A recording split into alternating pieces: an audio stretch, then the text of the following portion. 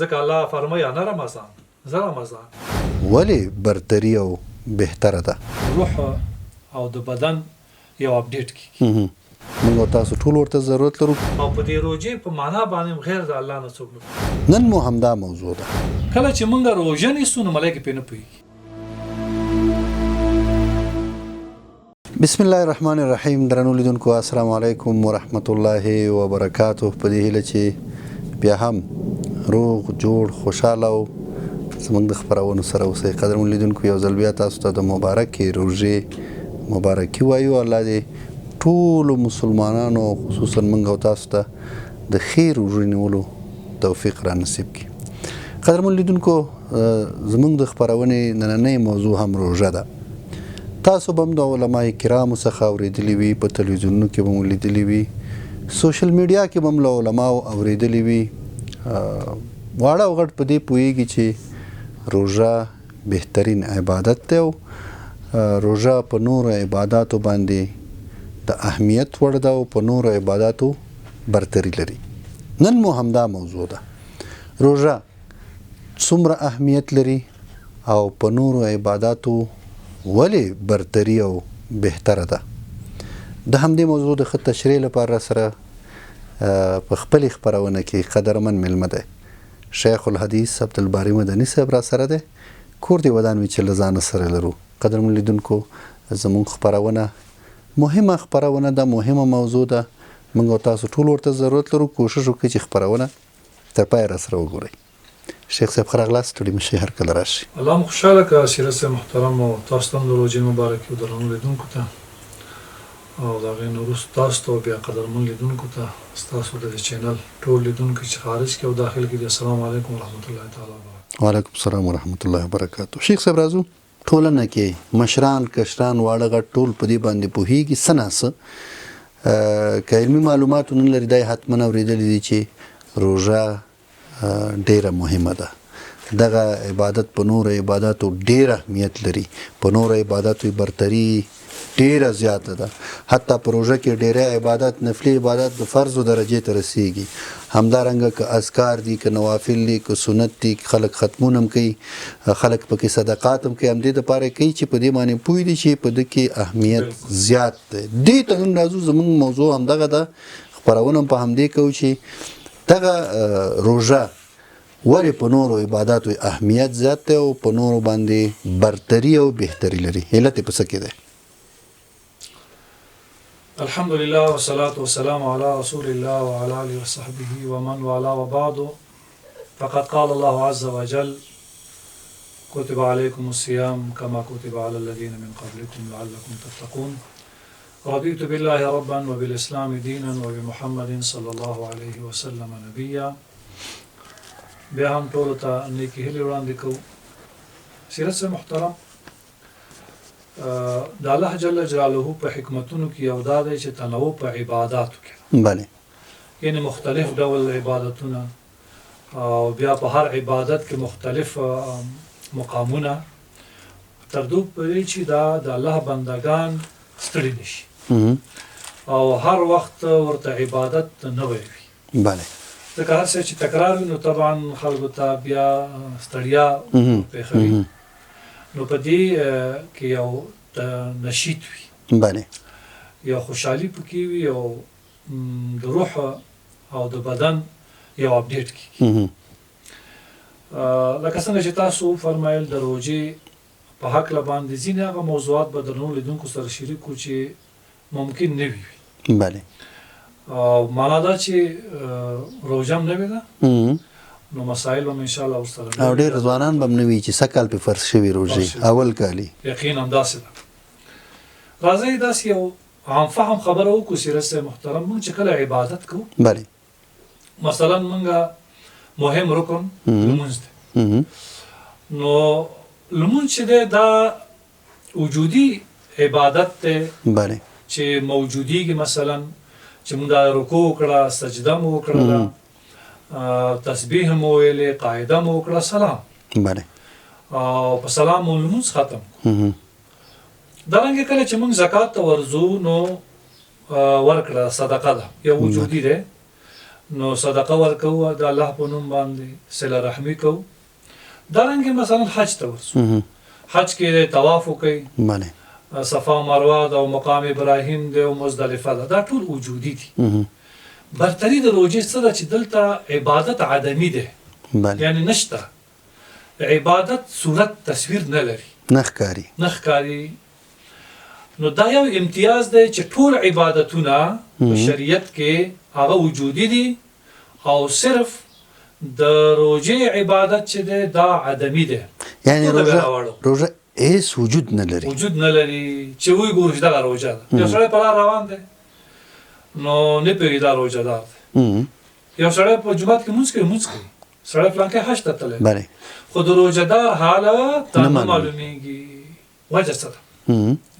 مونږ چې کله حدیثو ته ورځو، قرآن ته، حدیث کې رب العالمین د رسول الله صلی الله علیه وسلم په ژبه فرمایي، حدیث قدسی دی چې الصوم لی، الله فرمایي روژه زما ده، وانا اجزي به او زه د دې بدله ورکوم. علما وایي ولې؟ وایي ځکه چې دلته روژه چې دا عدمي دی، موجوده نه ده، داسې یو عبادت دی خو موجود نه دی، صورت نه لري. کله چې صورت نه لري ملایکه ورباندې نه پوهېږي. مثلا مونږ سره ملایکې ناستې دي، مونږ چې کله مونځ کوو هغوی لیکي چې مونځ وکړو، هر عبادت چې وکړو، خو کله چې مونږ روژه نیسو نو ملایکې پرې نه پوهېږي، ځکه دا عدم دی. نو الله وایي انا اجزي به، دا ما پورې تعلق لري، ځکه د دې علم ما سره. او د دې نه دا صراحتا معلومیږي سیرت صاحب محترم چې د روژې د الله سره یو قسم تړون دی، یو پیوستون دی، یو اتصال دی. برتری درته په دې نقطه کې باید موږ متوجه اوسو. یو آیات ته الله پاک فرمایي چې لیس کمثله شیء، د الله په مثل شی نشته، د الله په مثل نه په صفاتو کې، نه په ذات کې، نه په قدرت کې، هیڅ کې. د روژې په حق لمدس یو خبر راسي، مبارک صحابي رسول الله صلی الله علیه وسلم ته وایي چې دلني علی عمل، داسې یو عمل ما ته وښیه چې زه هغه عمل کوم او په هغې باندې الله ما جنت ته بوځي. رسول الله صلی الله علیه وسلم ورته وایي چې علیک بالصوم فانه لا مثل له، ته روژه ونیسه ځکه د روژې لپاره مثل نشته، روژه مثیل نه لري. دا یو امتیاز شو، ځکه هر شی عدم موجودي دی او روژه چې ده دا عدمي ده او په سترګو نه لیدل کېږي. نو موږ به روژه څنګه تفکیک کوو؟ نو په ورځ د قیامت به بیا دې ته الله صورت ورکړي چې په بل بحث کې به دې ته بیا راکړي، بل امتیاز. یا درېیم وایي قرآن کریم کې مونځ د اتیاو نه زیات ذکر دی، داسې زکات، داسې د حج تفصیلي احکام ذکر دي، بار بار روژه یو ځل ذکر دی، الله یو دی. دلته یو مناسبت موجود دی سیرت په دې ټول قرآن شریف کې یو ځل روژه ذکر ده بس. نور چیرته صراحتا ترې نوم نه دی اخیستل شوی چې روژه ده، خو یو وضاحت باید وکړو. یو ځای کې قرآن شریف کې صوم ذکر کېږي، انی نظرت للرحمن صوما. صوم نه خبرو کولو ته وایي چې خبرې نه کوم دی، غیر روژه لکه زکریا علیه السلام چې ویل یا مریم علیه السلام چې ویل چې زه صوم، زه صوم یم، یعنی دا معنا چې ما د خبرو پرېښودلو اراده کړې چې خبرې به نه کوم. نو هغه نه دا روژه مطلب نه، ځکه دلته مطلب صیام دی، یو صیام دی یو صوم دی. قرآن شریف کې چې کله صیام ذکر کېږي نو دغه روژه ده چې موږ نیسو، او کله چې صوم ذکر کېږي نو هغه بیا نه خبرې کول دي. نو دلته چې قرآن شریف کې یو ځل ذکر دی چې کتب علیکم الصیام، دا یو ځل ذکر دی، نو وجه پکې دلته څو حکمتونه دي، یعنی امتیاز دا. اول خدای چې هلته څنګه د مثل خبره مو وکړه، دا الله یو واحد دی، قل هو الله احد، روژه یو ځل ذکر. بل دا دی چې امیر یوي، په یو ملک کې پاچا یوي چې دوه شي بیا نو جنجال بیا فاسدېږي. نو د دې روجې برتري په نور عبادت باندې امیر او د مامور قصه ده. ها لکه دا امیر ته او امیر خو طبعا یو وي او هغه قابل الاحترام وي. بله کوم خیال وي چې د وزیرانو ملاقاتونه د دې پرسونل او کابینه ملاقاتونه زیات دي. بله خو امیر المؤمنین یوي ملاقاتونه هم کوي. دا کال کې یو ځل راسي. روزه کال کې یو ځل ده. خدای امتیاز دی. دا داسې نه ده چې هر وخت د فرضیت د روجې حکم نه، کال کې یو ځل ورته انتظار کوي. بل امتیاز هم دې سره ذکر کوي، دی بل سره تعلق لري. مونځ چې الله ذکر کړی دی هلته او امر دی اقیم الصلاة. بله لمونځ وکړئ. واتو زکات، زکات ورکړئ. ولله علی الناس حج البیت من استطاع الیه سبیلا. خو د روجې امر نشته. امر په صيغه د امر نه دی شوی. دلته یو باریکي پکې موجوده ده. سره لږ متوجه شي. عجیب کمال الله جل جلاله په دې قرآن کې. عجیب کمال. بله اقیموا تاسو منځ کوي. لکه چاته چې خبره کله دا کار وکړه. امر مستقیم امر. او کله چې مثلا یو قدردان چاته عزتمن چاته خبره کوي نو امر ورته نه کوي. کدا کار داسې وشي کدا کار داسې وکړو په اشاره کې په مجهوله صيغه دې کې عزت. الله روجه ته دا عزت ورکړه. کوتبه علی تاسو باندې فرض کړی شوی ده. داسې نه وي چې په تاسو مې فرض کړه ورسومو. امر نه دی چې په عامه اصطلاح وچه خبره نه ده. ډېره غوړه خبره ده. نه خبره. بله کوتب علیکم الصیام په تاسو الله دې مخلوق ته دومره اهمیت ورکړی چې روزدار یو کمال والا سړی دی. دا خبره د او د الله په منځ کې د ملایکې پکې کار نه لري. او روزي کیفیت هم داسې دی لکه حروف المقطعات چې قرآن کې دي. هغې معنا هم څوک نه پوهېږي. بله او په دې روزې په معنا باندې غیر د الله نه څوک نه پوهېږي. ځکه دا خلک چې نه پوهېږي سیرت اعتراض کوي روزه څه معنا چې ولږه تېروئ. هغه څوک چې الحاد ته مایل دي هغوی په دې کیفیت نه پوهېږي. الف لام میم څه معنا الله اعلم بمراده.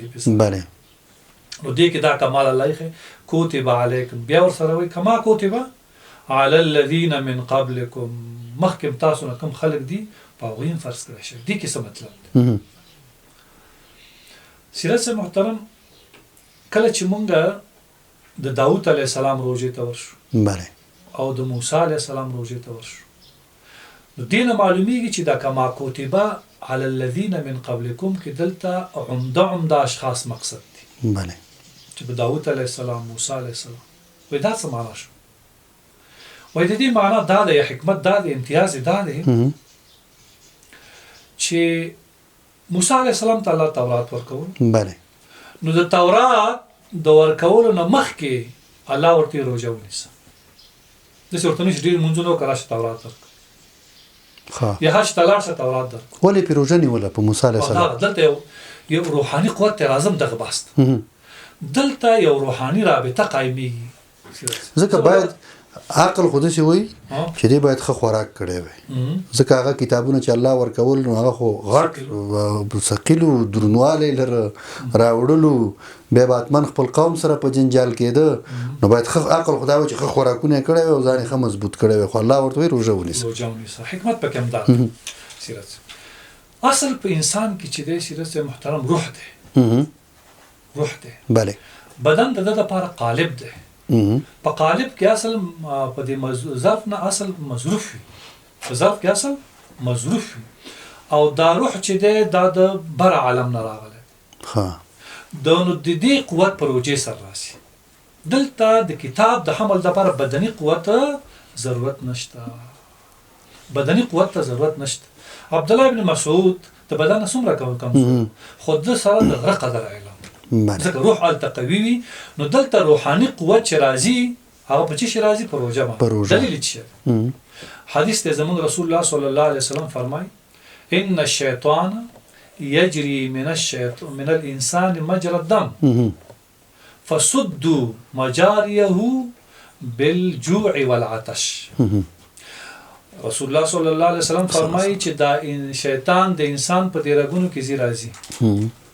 تاسو د لاره ور بنده کوي بله چې باندې بالجوع او لګ باندې ولا عطش او پتند باندې کله چې د شیطان رګونو دروازې ور بند شي روح قوت اخلي چې روح قوت اخلي دا د دې استعداد پیدا کوي چې آسماني کتابونه تحمل کوي او دې په ظاهري دلیل هم ده ابراهيم عليه السلام ابو الانبیاء دی او د ټولو انبیاء پلار بله یعنی د ټولو انبیاء د نسب کې دته چې الله جل جلاله کله صحائف ورکوي نو د روزي اول ورته انتخابي ها ستاسو په روزي په اول باندې تاسو د ځکالتا تاسو سره روحاني قوت پیدا کیږي امتیاز هم د کتابونه او په دې کې ځکه نازل دي کله چې تورات موسی عليه السلام ته ورکول کیږي نو مخکې 10 ورځې په روزه نشي ها 10 ورځې نو وروسته موږ باسي وختو مثال وایي د لابراتواري معاینه کی ها د موسی عليه السلام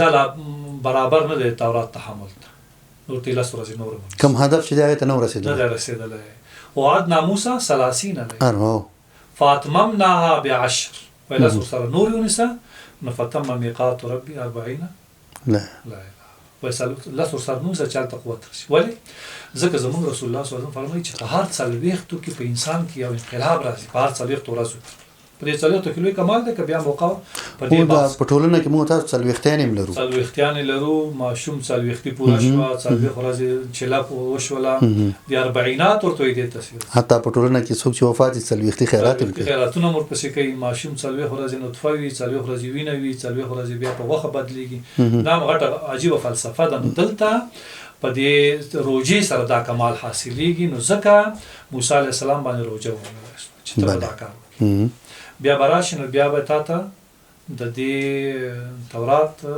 حواله کول شي تاسو به تورات نازل شي او دا خو واضح هم د سیرت سب چې زموږ رسول الله صلی الله علیه وسلم تم قرآن شریف په روزه کې ورکړل شوی دی رمضان کې او شهر رمضان الذي انزل فيه القرآن د رمضان بارک نو خبره بیا کوم چې رمضان استعمال علما مکروه بولي تاسو به واځي رمضان هم نه وای ها ځکه الله فرمایي نه رمضان رمضان دغه واسطه چې دا د الله نومونو کې دی کنه دی نو دلته شهر سره ذکر کوي شهر رمضان چې دغه میاشت مراد میاشت د خدای میاشت ته موږ خدای میاشت شهر رمضان الذي انزل فيه القرآن دی بل امتیاز چې دې کې یو روحاني قوت راځي الله پاک جل جلاله چې انبیاء ته د کتابونو لکه د موسی عليه السلام تورات په شپږم ورځ بیا شو د موسی عليه السلام تورات په شپږم شو د ابراهيم عليه السلام صحیفه اوله کې شوې دارنګه په انجیل دا په اتم ورځ باندې د رمضان نازل شوی قول دی چې 12 باندې ده